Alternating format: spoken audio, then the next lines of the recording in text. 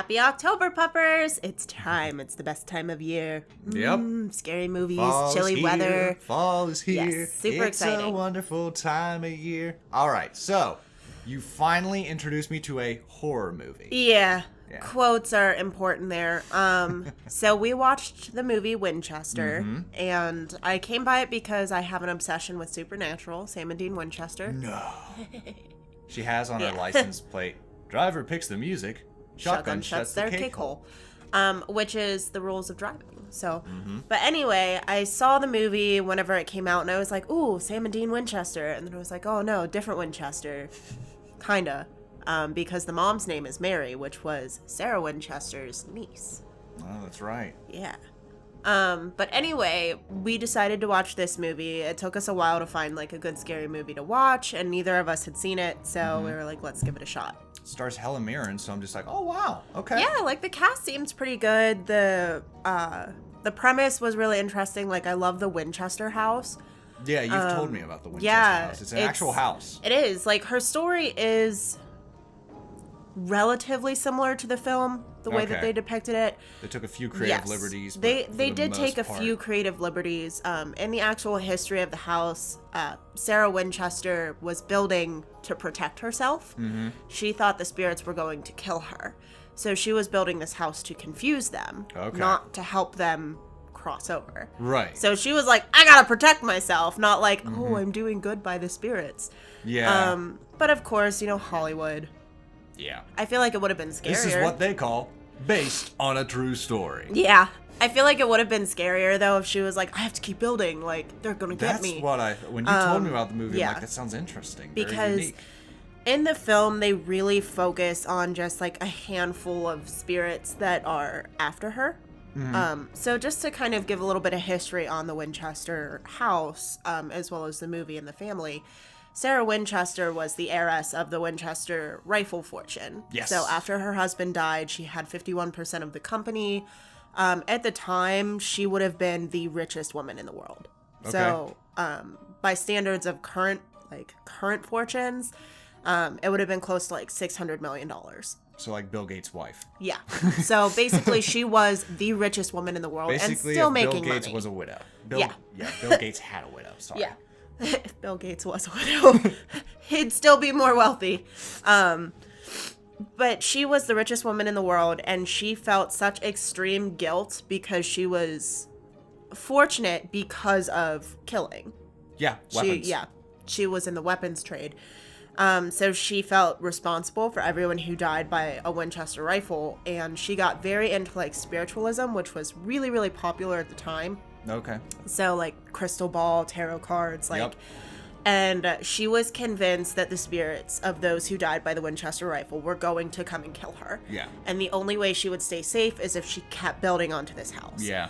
So the house itself was really interesting. It had stairwells that led to nowhere, doors that would just drop off, doors that would open to concrete walls. It was a very, very confusing and outlandish house.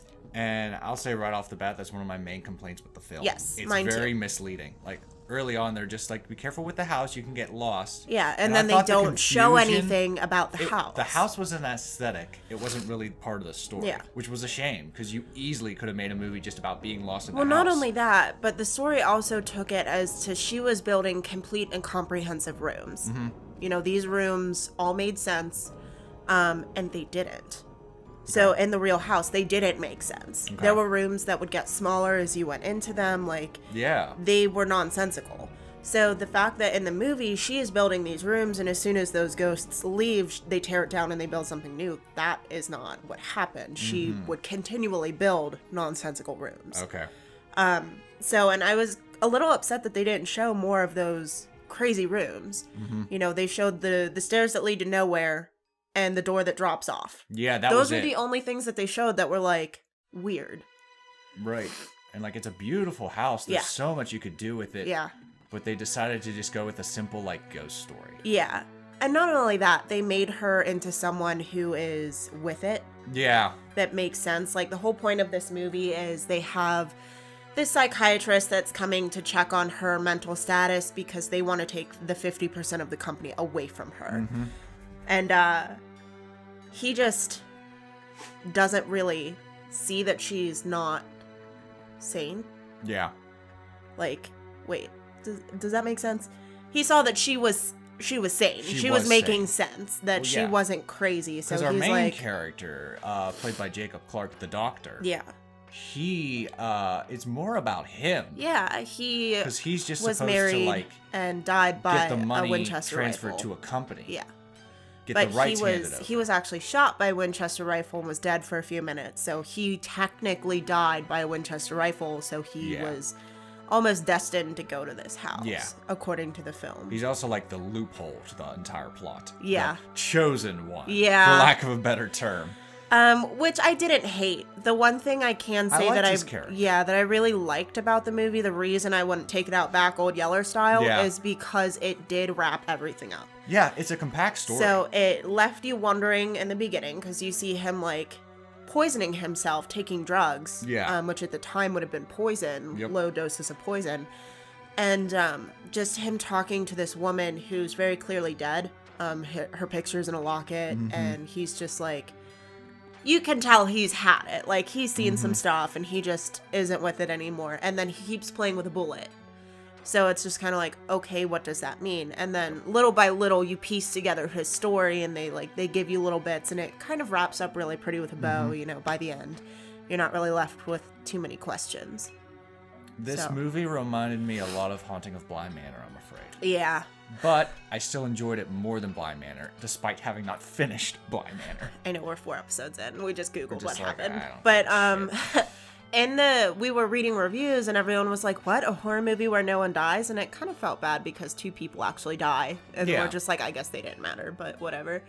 But it was really cool how they did kind of introduce the big bad ghost, where he was interesting. Yeah, because this whole time... Until he was not. Because he did the old... Oh my god, what's the song? I almost said like Ashes, Ashes. Not Ashes, Ashes. Beautiful Dream. Oh, yeah, And they try horror it, movies really need to stop having children sing nursery rhymes. It's really overdone. But I find it creepy because I don't really like children. Or nursery rhymes because they're all kind of creepy. But like all I'm thinking of is Dee Dee singing to Tommy from the Rugrats. Beautiful dreamer, wake unto me. Starlight and dewdrops are waiting for thee. Took me completely out of the movie. But they did introduce him in a really cool way, where basically the doctor, Sarah Winchester, keeps saying, like, can't you see anyone? Is there anyone else in the room? And he keeps saying no. And she's like, oh, you'll see them. Like, it's fine. Yeah. But he sees that particular ghost. Yep. So when they're having dinner and he wants alcohol and he's looking at the ghost guy and no one registers anything, and I'm like, that's because he's a ghost. So he is actually seeing them. So it did have some really cool parts in it like that, where you kind of piece together what's happening. But overall, it really wasn't all that scary. Yeah, it wasn't scary. It was kind of cheesy. It had a lot of jump flash and something, and I'm just like, where it's... You said it like after the second, you're like, oh, this is a jump scare movie. Yeah, where it wasn't really scary in general. It's just like... You can feel when a jump scare is coming because of the music. Yeah. The music will, like, get creepier and then stop, and then the jump scare happens, and, like, you can't...